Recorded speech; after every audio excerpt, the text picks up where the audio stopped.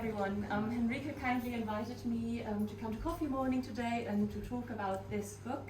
We celebrated the launch of this book this Wednesday, and now is an excellent opportunity to show you some of the material that is the foundation of this book and that went into this book. So this book is a partial edition of Luisa Hewitt's Memoirs, a manuscript that is in the holding of the Bodleian Library. I'm here today to tell you more about Luisa, her book, her life, because she is crucial to the Taylorian institution. She was born in the Taylor Institution Library in the basement in the 1880s. So we've got a picture of the Taylor Institution Library over here. That's from around 1885.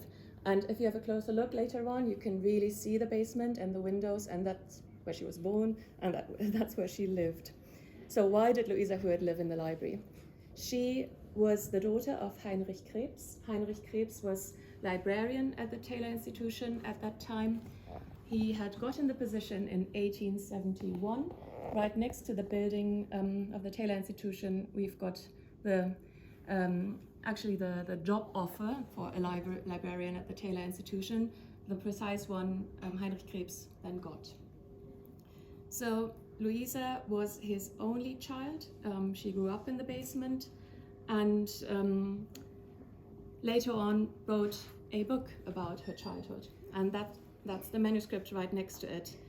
We have a picture of Luisa and her dad on the left, and then we've got the title page of the manuscript. And as I mentioned, this is a partial edition, so it contains 3 chapters out of this manuscript, namely the ones dealing with the Taylor Institution, the basement, her life growing up there, and there's one chapter dedicated entirely to her father, his job as librarian and his rather peculiar character traits.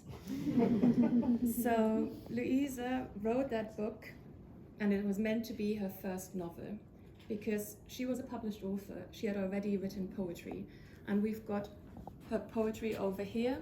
The first one is the Oxford poetry, where she actually got published alongside Aldous Huxley and her husband, Reginald Hewitt, later English professor at Nottingham.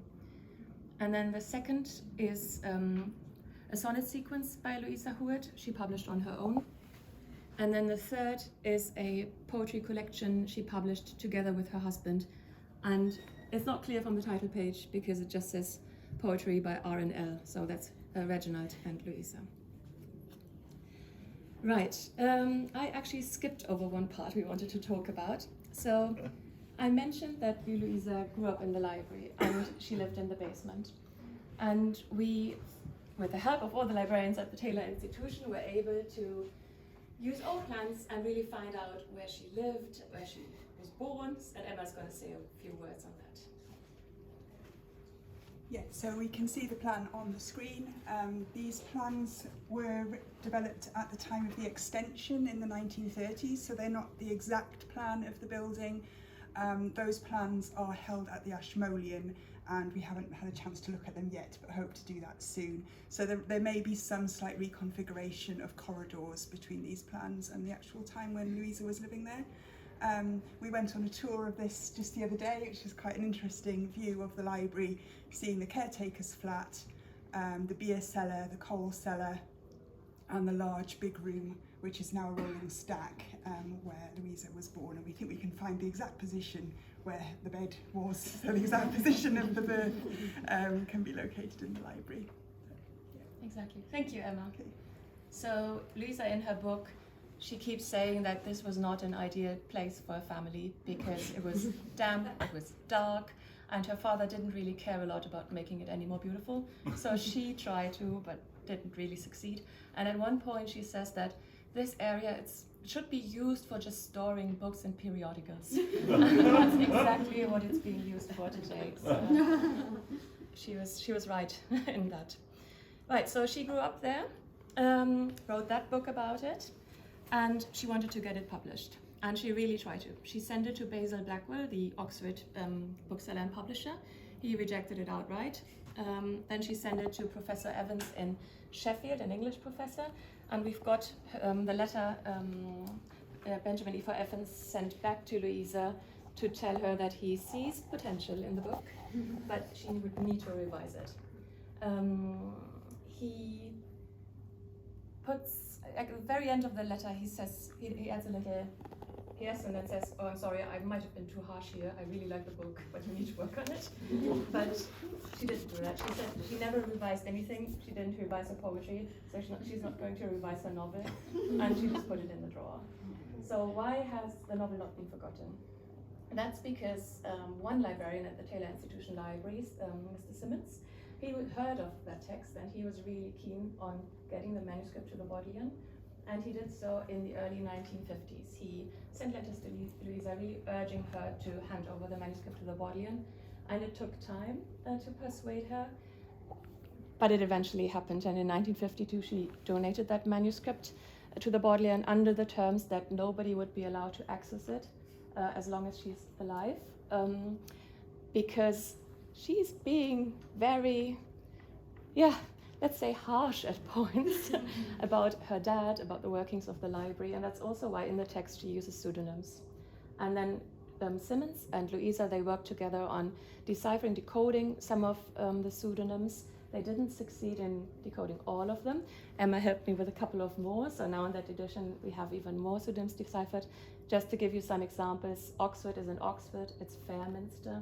And the Taylor Institution Library is not the Taylor Institution, it's the Mezzofanti Library. And Luisa calls herself Louisa Dingledy. Her father is Mr. Dingledy. So Simmons got the manuscript to the Bodleian just in time because 3 years later, Luisa passed away. And in the Taylorian, we still have the notice that appeared in the Times that said that Luisa Hewitt had died. So just 3 years earlier. I have already mentioned that in her text, she says a lot about the library. She says a lot about her father. Her father was a man of routine. He stuck to the same weekly menu for 50 years of being librarian. She puts down the menu in that book. She also tells us a lot about his daily life as librarian. She says he wasn't too busy. He had a lot of time walking around, going to lectures, just having a good time outside of work, basically.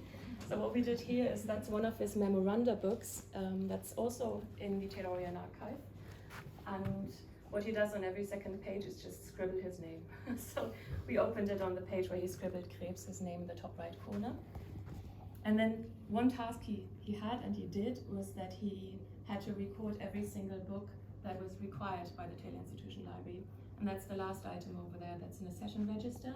And I opened it on the page on the right-hand side, right on the top low corner. It says that Heinrich Krebs for the library on behalf of the curators of the library, bought 139 Reformation pamphlets. And I opened it on that page because Henrike is well known for editing these Reformation pamphlets. Right, so this is everything we have out on Luisa and her book and her life in the library. And any questions, just